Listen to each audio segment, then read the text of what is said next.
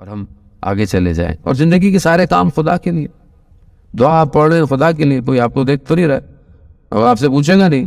ہوتا ہے بعض اوقات انسان کو کیا میں نہیں آیا. اب جیسے ماشاء اللہ یہاں بزرگ بیٹھتے ہیں, آلموسٹ سب کی کرسیاں فکس ہیں یہاں پہ, یعنی آپ کو پتا ہے کہ میں اسی جگہ بیٹھتا ہوں. اکثر ایسی ہوتا ہے. ویسے آپ ایک دن نہیں آئے یا لیٹ آئے تو لوگ مڑ مڑ کے دیکھیں گے کہاں گئے, کیوں نہیں آئے, آج خیریت ہے.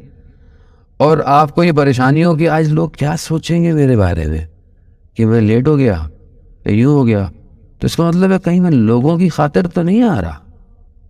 ہو سکتا ہے یہ تو بڑا پابند تھا, پہلی صف میں نماز پڑھتا تھا, اس کی جگہ فکس تھی, تو کیا وہ جگہ کی خاطر آ رہا تھا یا اللہ کی خاطر آ رہا تھا؟ وہ پیچھے مل جائے پیچھے بیٹھ جائے کیا فرق پڑتا ہے. لیکن بعض لوگ ہوتے ہیں نہیں میں نے تو آگے آنا. اس کا مطلب یہ بڑا مائنر سا ہے, بہت تھن لائن ہے, لیکن یہی چیک ہوتا ہے کہ خدا کے لیے ہے یا اپنے لیے ہے. تو اگر تو خدا کے لیے آپ خدا کے لیے دعا پڑھیں.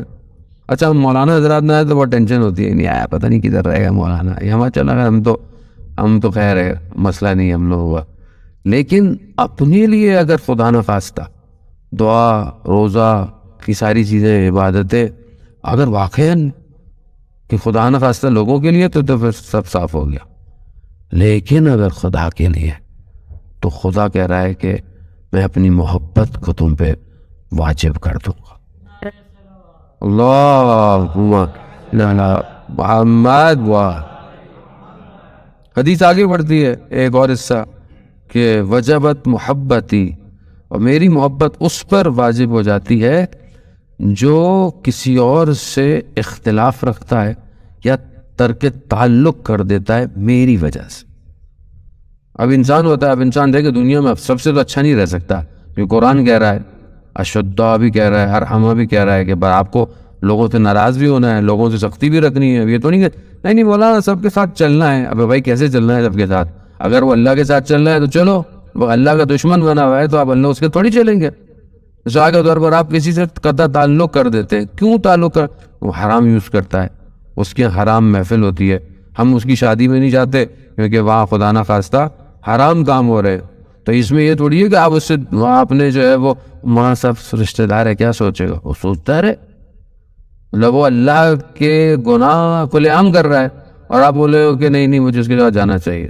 تو خدا کہتا ہے اگر تم اس سے قطع تعلق کرتے ہو میری وجہ سے تو بھی مجھ پر تمہاری محبت واجب ہو جاتی ہے.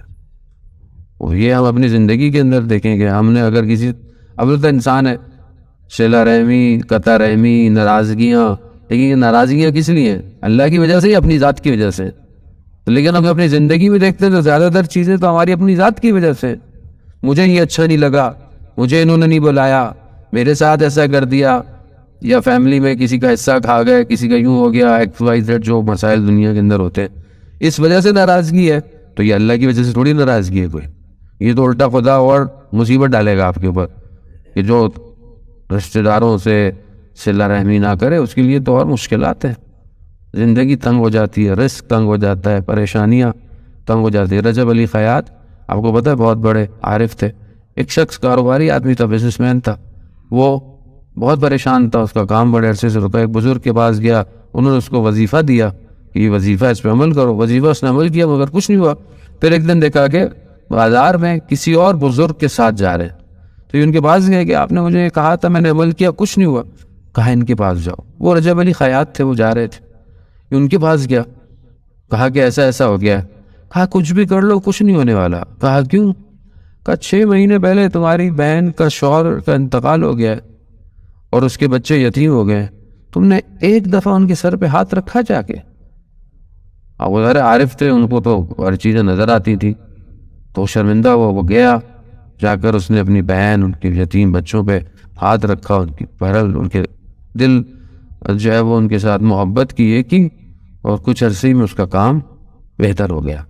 اب ہمیں پتہ نہیں ہوتا بعض اوقات ہماری زندگی میں جو گرفتاریاں ہیں وہ کیوں ہے.